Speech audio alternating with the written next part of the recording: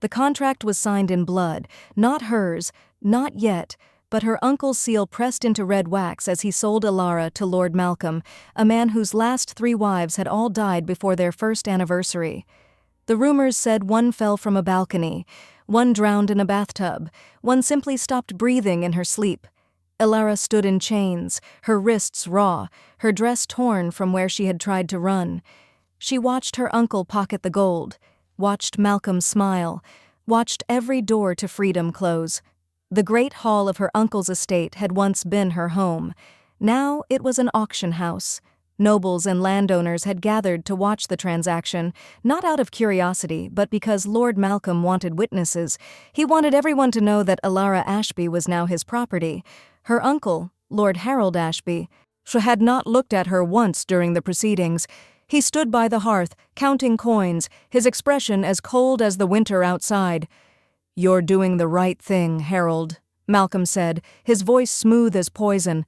"The girl has no dowry, no prospects, no family willing to claim her. I'm being generous." "Generous," Elara whispered. The word tasted like ash. Malcolm turned to her, his smile never reaching his eyes. "You'll learn gratitude, girl. All my wives do, eventually." The crowd laughed. Elara's stomach turned to ice. 3 wives, 3 deaths, and now she was to be the 4th. The contract was laid on the table. Her uncle signed. Malcolm signed. The witnesses stepped forward to add their names. And then, a voice. Cold. Calm. Absolute. "I'll take her." The crowd parted. Duke Caelan Blackwood stepped forward. He was not what Elara expected. The rumors called him the Ice Duke, a man who had not attended a single social event in 5 years, a man whose wife had died under circumstances no one dared to name, a man who ruled his estate like a frozen fortress, allowing no one inside. But standing before her, he looked less like a monster and more like a man carved from grief. Tall, broad-shouldered, dark hair swept back from a face that might have been handsome if it ever smiled. His eyes were gray, the color of storm clouds, and they were fixed entirely on her. "Your Grace." Malcolm's voice dripped with false deference. "I wasn't aware you had an interest in the proceedings." "I didn't," Caelan said, "until now." He walked to the table where the contract lay. His boots echoed on the marble floor. Every eye in the room followed him, including Elara's. He picked up the contract, read it slowly, then, without looking away from Malcolm, he tore it in half. The sound of ripping paper was the loudest thing Elara had ever heard. "You cannot do that," Malcolm sputtered. "That contract is legally binding. I have witnesses." Caelan turned to face him. "You have witnesses to a transaction involving a woman who was not consulted, who did not consent, and who is being treated as property rather than a person. That is not a contract. That is a crime." "The law says—" "The law," Caelan interrupted, "is what I say it is in this region, and I say she is not yours." Malcolm's face flushed with anger. "You would destroy years of negotiation for a girl you've never met?"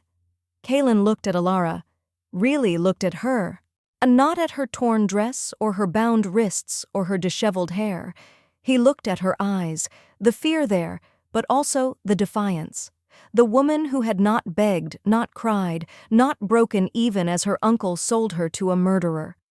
"Yes," Caelan said simply, "I would." He walked to where Elara stood, chains still binding her wrists. He reached out slowly, giving her time to flinch, and touched the lock on her shackles. "May I?" he asked. The question startled her. No one had asked her permission for anything in years, not her uncle, not the servants, certainly not Lord Malcolm. She nodded. He broke the lock with his bare hands. The chains fell to the floor with a clatter that echoed through the silent hall. Elara rubbed her wrists, staring at the man who had just destroyed her uncle's deal and made an enemy of one of the most powerful lords in the kingdom. "Why?" she whispered. Caelan's gray eyes held hers. "Because no one else was going to." He turned to face the crowd, his voice carrying to every corner of the room. "Elara Ashby is coming with me. She will reside at Blackwood Estate under my protection. If anyone attempts to claim her as property, to enforce that contract, or to harm her in any way, they will answer to me directly. and I assure you my methods of justice are far less forgiving than the king's." He held out his hand to her. "Come, Lady Elara. It's time to leave this place." She looked at his hand, at the crowd of nobles staring with shock and outrage, at her uncle, who had gone pale, at Malcolm, who looked like he wanted to murder someone with his bare hands. And then she took the Duke's hand. His fingers closed around hers, warm, steady, completely unlike the cold grip she had expected from the Ice Duke. He led her out of the great hall, through the corridors of her uncle's estate, past servants who stared with wide eyes, and into the cold winter air where a black carriage waited. He helped her inside, then climbed in after her. The door closed, the horses began to move, and Elara Ashby, who had been property an hour ago, was finally, impossibly, free. The carriage ride to Blackwood Estate was silent for the first hour. Elara sat across from the Duke, her hands folded in her lap, her mind racing with questions she was too afraid to ask. The carriage was warm, heated bricks at their feet, thick velvet curtains blocking the winter wind. It was the most comfortable she had been in years, and still she could not stop trembling. "You're safe," Caelan said quietly. He had not looked away from her since they left the estate. "I know that means nothing to you now, but I need you to hear it anyway." "Safe," she repeated. The word felt foreign. "I don't remember what that feels like." Something flickered across his expression. Pain, perhaps, or recognition. "Neither did I," he said. "For a very long time." She studied him then. Really studied him. The dark circles under his eyes, the way his hands rested on his knees, steady but tense, the scar on his jaw barely visible beneath his collar. "Your wife," Elara said carefully. "The rumors say—" "The rumors are lies," Caelan interrupted. His voice was sharp, but not with anger at her. "My wife died of a fever that swept through the estate 5 years ago. I held her hand while she faded. I buried her in the garden she loved. And Malcolm, the man who wanted to marry you, spread the story that I killed her." "Why?" "Because Malcolm wants my land, my title, my power. And he thought if he could isolate me, make me seem dangerous, he could pick apart my influence piece by piece." Caelan's jaw tightened. He was wrong. But by the time I proved it, the damage was done. Society chose to believe the monster they could see rather than the truth they couldn't. Elara absorbed this. A man falsely accused of murdering his wife. A woman nearly sold to a man who actually murdered his. "We're both haunted, aren't we?" she said softly. Caelan's eyes met hers. "It appears so." The carriage continued through the night, carrying them toward a future neither of them had planned and neither of them trusted. Blackwood Estate rose from the morning mist like something out of a dream, or a nightmare, depending on one's perspective. Gray stone walls, narrow windows, towers that pierced the low clouds. It was beautiful in a severe way, imposing without being cruel. Elara stepped down from the carriage, her legs unsteady from the long journey. The Duke stood beside her, close enough that she could feel the heat radiating from him. "Welcome home," he said quietly. Home. The word felt like a lie. She had no home. Not anymore. The staff lined the entrance, a dozen servants in neat uniforms, their expressions carefully neutral. A woman in her 50s stepped forward, her gray hair pulled into a severe bun, her eyes sharp and assessing. "Your Grace," she said to Caelan. Then her gaze moved to Elara. "And this is?" "My guest," Caelan said, "Lady Elara Ashby. She will be staying with us indefinitely. Mrs. Hargrove, please prepare the East Wing chambers." The housekeeper's eyebrows rose slightly, but she said nothing. "Of course, Your Grace." Elara was led through corridors lined with portraits of ancestors she didn't know, past rooms filled with furniture that belonged in museums. Everything was beautiful. Everything was cold. Her chambers were at the end of a long hallway, separate from the Duke's quarters.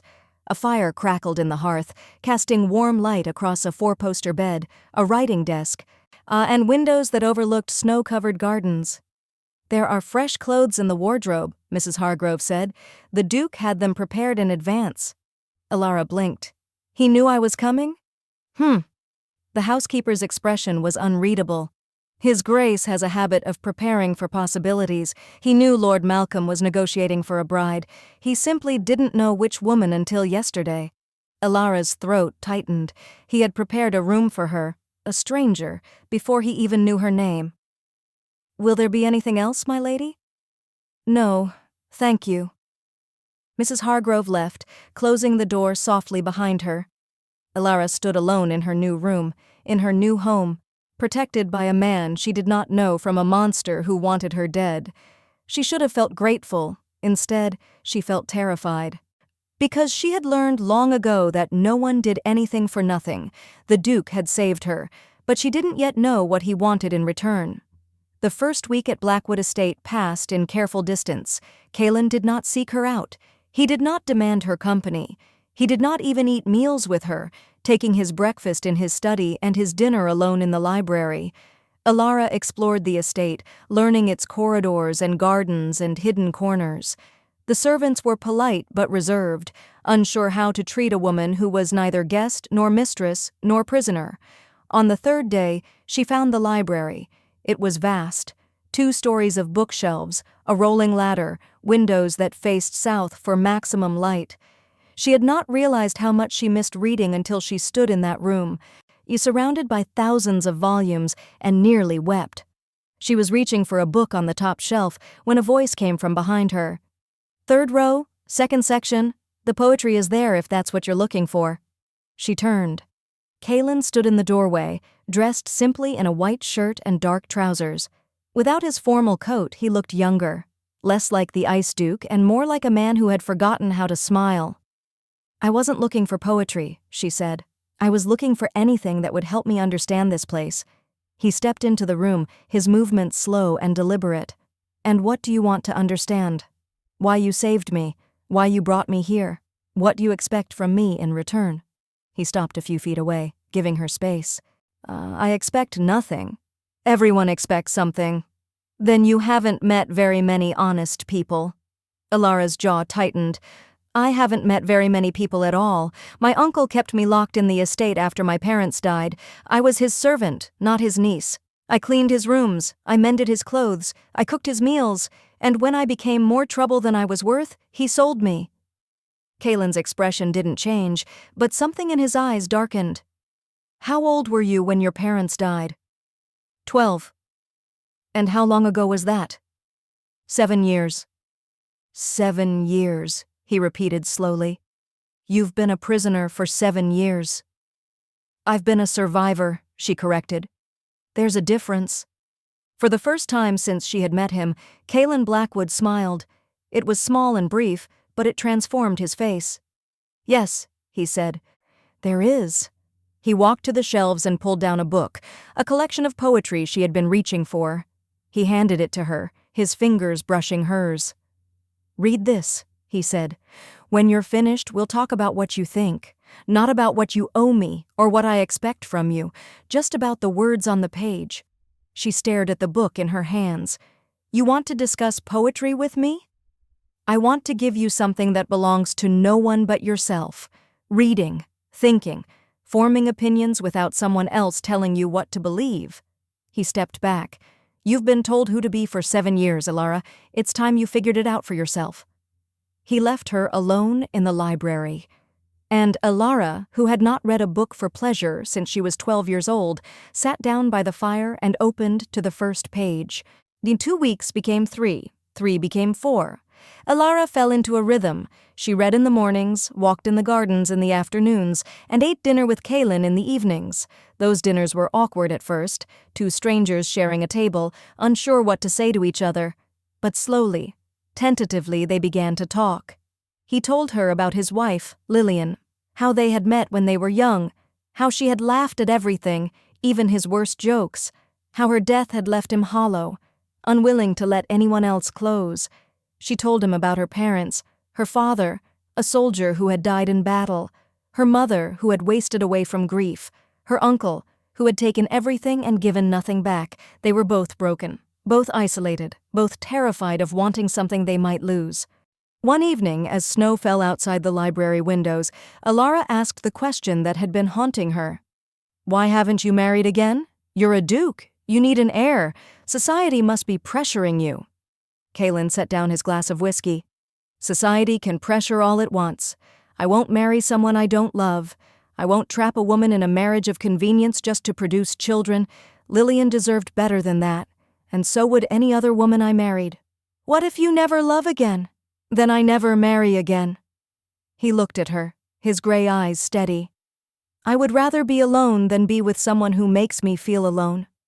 Elara's chest tightened. She had never heard a man speak about marriage like that. Her uncle had married for money. Lord Malcolm married for status. The men in her world treated wives as possessions, not partners. You're different, she said softly. No, Caelan replied. I'm just too tired to pretend. The month into her stay at Blackwood Estate, Elara found Caelan in the garden at midnight. He stood by the grave of his wife, a simple stone marker beneath a bare oak tree. Snow covered everything, turning the world white and silent. She almost turned back. This was private. This was his pain, not hers to witness. But he spoke before she could leave. Lillian would have liked you, he said without turning.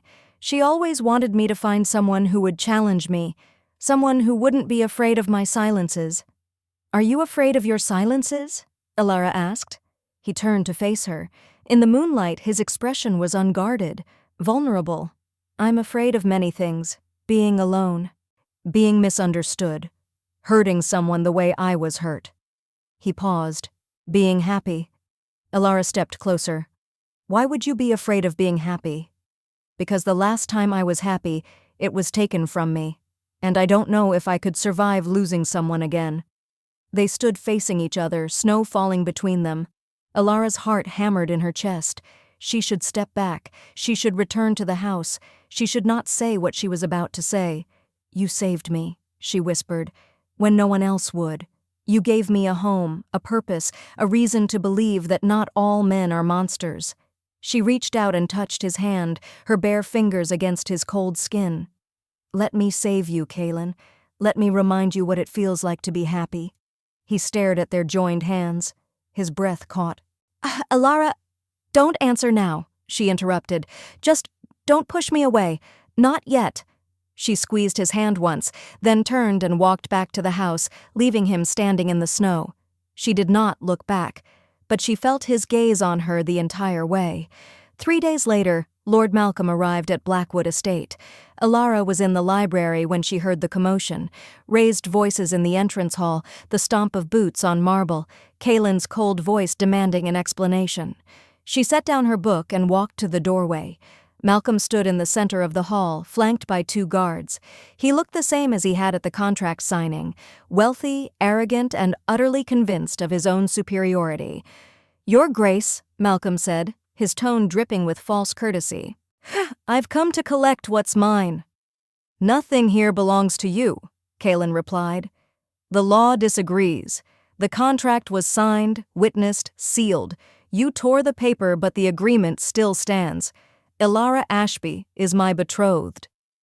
Elara stepped into the hallway. I am not property. I am a person, and I refuse to marry you. Malcolm's eyes slid to her, cold and assessing.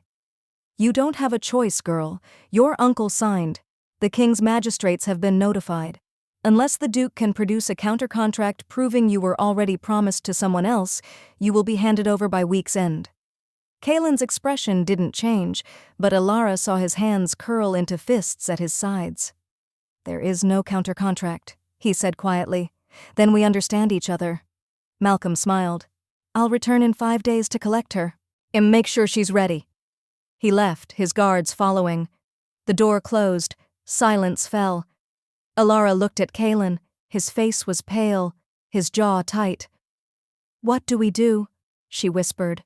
Caelan turned to her, and for the first time since she had met him, she saw fear in his eyes. I don't know, he admitted, but I will not let him take you.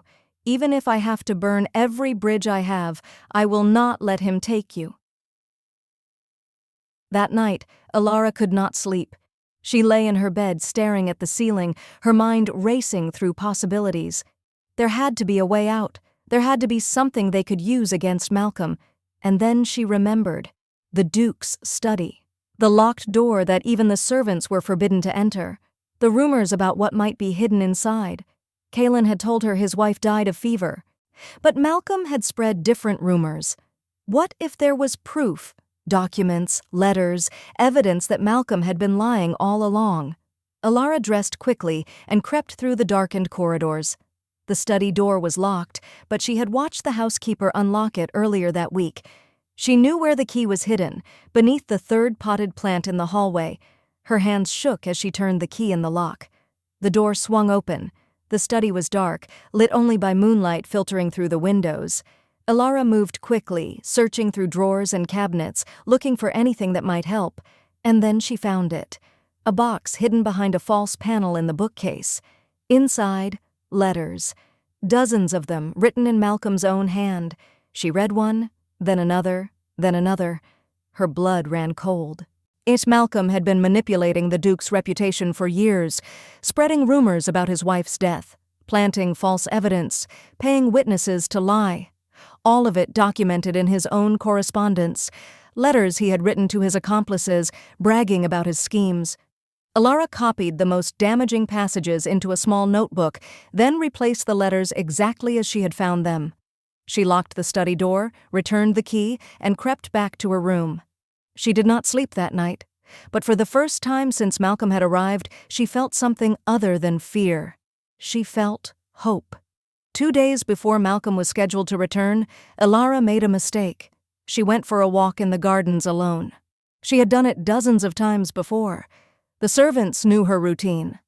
The grounds were supposed to be secure, but Malcolm had been planning. He had men waiting in the woods, mercenaries paid to snatch her before the Duke could stop them. They came out of nowhere.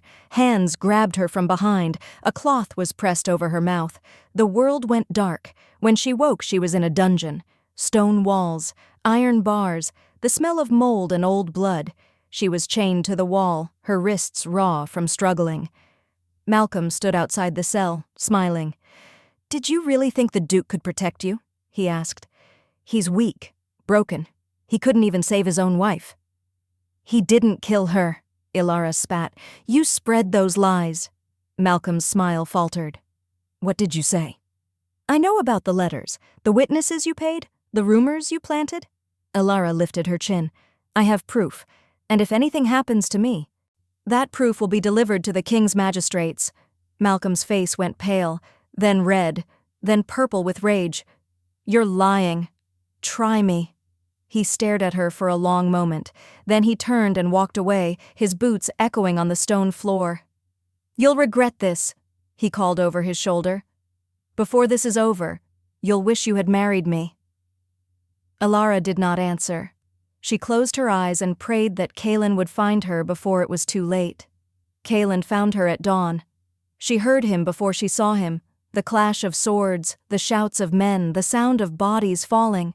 Then silence, then footsteps. He appeared in the doorway of the dungeon, his clothes torn, his sword bloody, his eyes wild. Elara.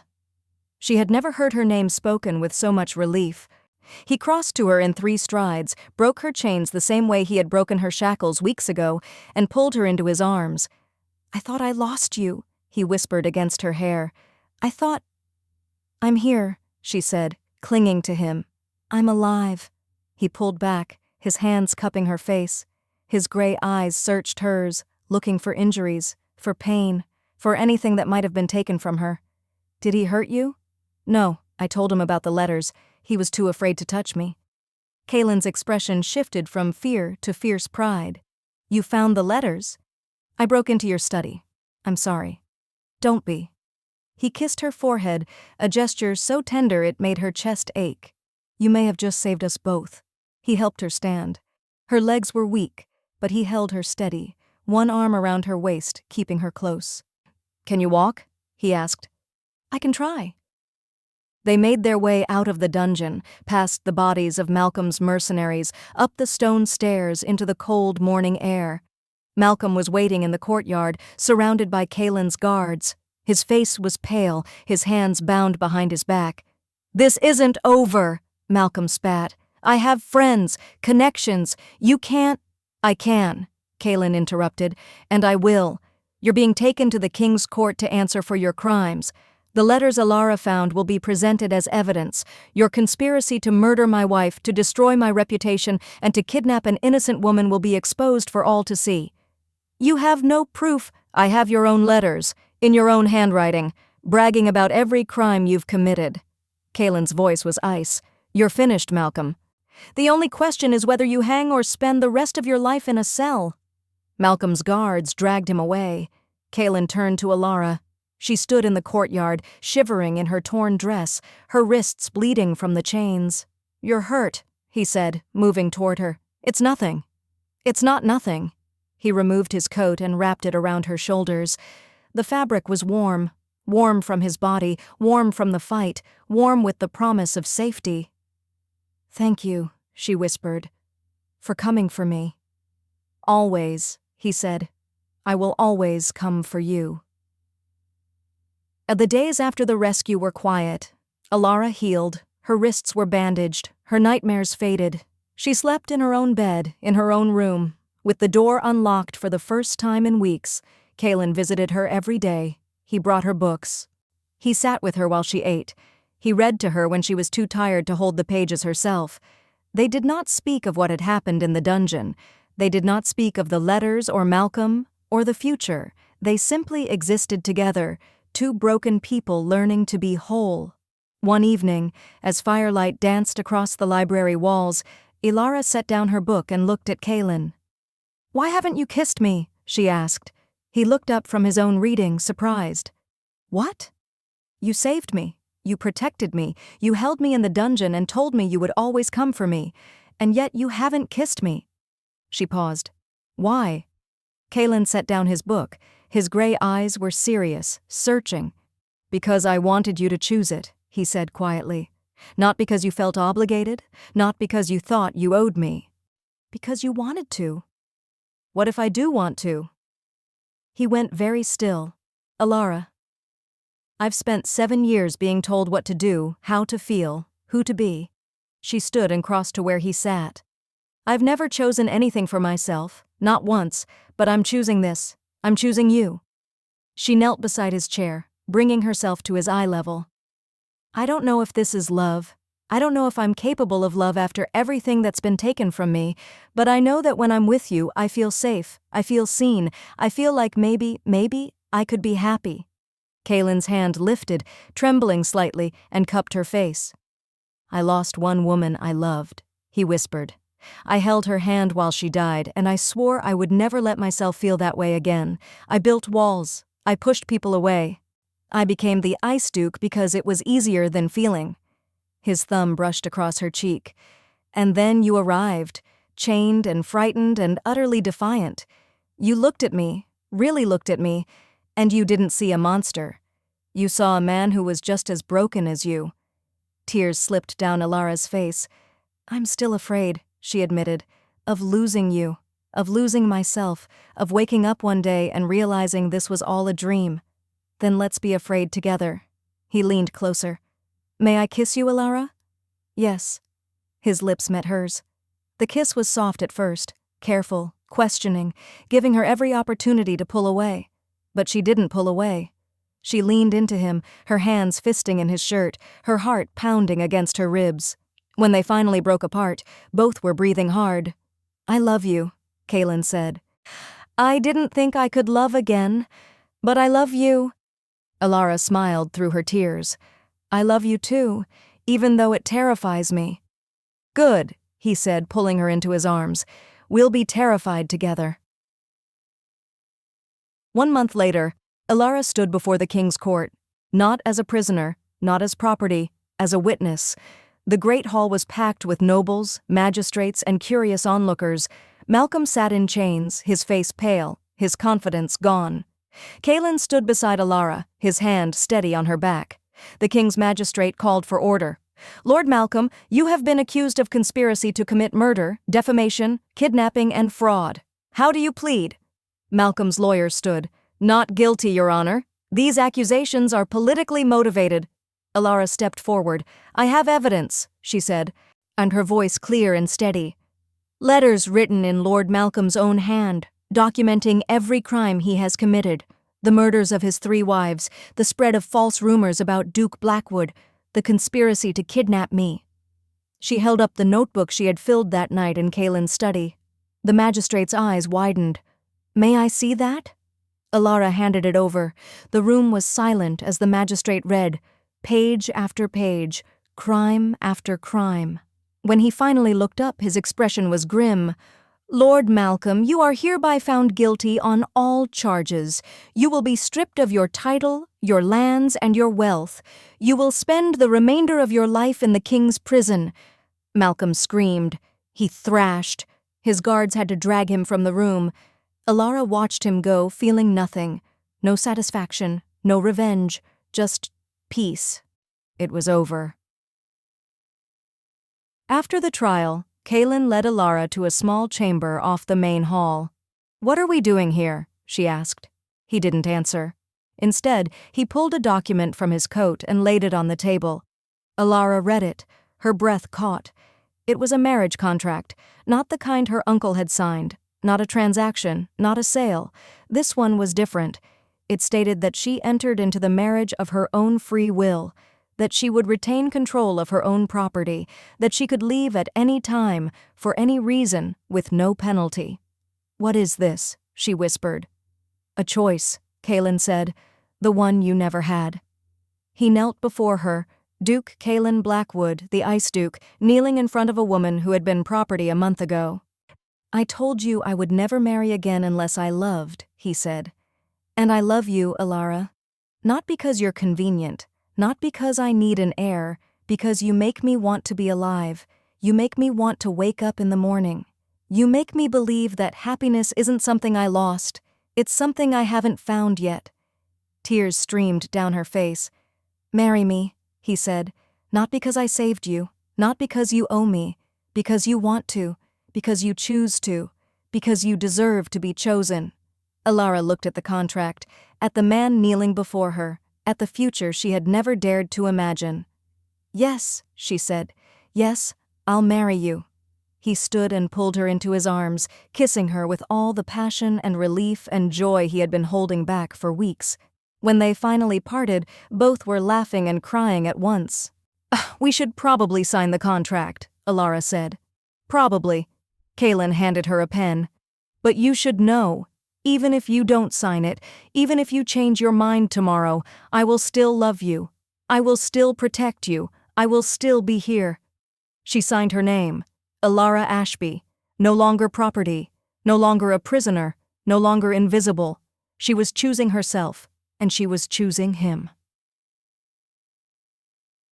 The ceremony was small, no crowds, no nobles, no one who didn't genuinely care about them. Elara wore a dress of pale blue silk, her own choice, bought with money Caelan had given her as a gift, no strings attached. She carried wildflowers she had picked that morning from the garden where Caelan's first wife was buried. She had visited Lillian's grave before the ceremony. I hope you're not angry," she had whispered. "I never meant to take your place. I love him, and I think he deserves to be happy. I think we both do." The wind had rustled the bare branches of the oak tree. Elara chose to believe it was a blessing. Caelan waited at the altar, looking at her like she was the only woman in the world. When she reached him, he took her hands. "You're beautiful," he said. "I know," she replied, smiling. The vicar spoke. Vows were exchanged, rings were placed on fingers, and when the vicar pronounced them husband and wife, Caelan kissed her. Not carefully this time, not hesitantly. He kissed her like he meant to keep her forever. Elara stood on the balcony of Blackwood Estate, watching the sunrise over gardens that had become home. Behind her, she heard footsteps, Caelan's arms wrapped around her waist, pulling her against his chest. "You're up early," he murmured against her hair. "I couldn't sleep." "Nightmares?" "No." She turned in his arms to face him. "Good dreams. I wanted to remember them." He smiled, that small, rare smile that she had learned was worth more than any grand gesture. "Tell me," he said. "I dreamed of this, of standing here with you, watching the sun rise, knowing I was safe, knowing I was loved. She touched his face, her fingers tracing the line of his jaw. I never thought I would have this, Caelan. I never thought anyone would choose me. I would choose you 1,000 times, he said. In every life, in every world, always. She kissed him, soft, sweet, full of promise. When they broke apart, she leaned her forehead against his. Thank you, she whispered. For what? For seeing me, for saving me, for giving me a home. He pulled her closer, holding her like she was something precious. You saved yourself, Elara. I just gave you the keys. They stood together as the sun rose higher, painting the world in gold and pink and the promise of a new day. Elara Blackwood now, had been sold as property. She had been traded like cattle. She had been locked in dungeons and chained to walls, but she had survived. And now, finally, she was home. Elara stood at the window of Blackwood Estate, watching the sunrise over gardens that had become home. Behind her, Caelan's arms wrapped around her waist. Regrets? He asked. None, she said. I was sold. I was traded. I was property in every way that mattered to them. But you saw me. Not as a contract. Not as a burden. As a person worth choosing. She turned in his arms, looked up at the man who had burned her cage and built her a home. Elara was never just a signature on a contract. She was never just property to be traded. She was a woman who survived, and then she was loved, seen, chosen. If this story moved you, please hit that like button and subscribe to Your Channel Name. Drop a comment below telling me, what would you have done if you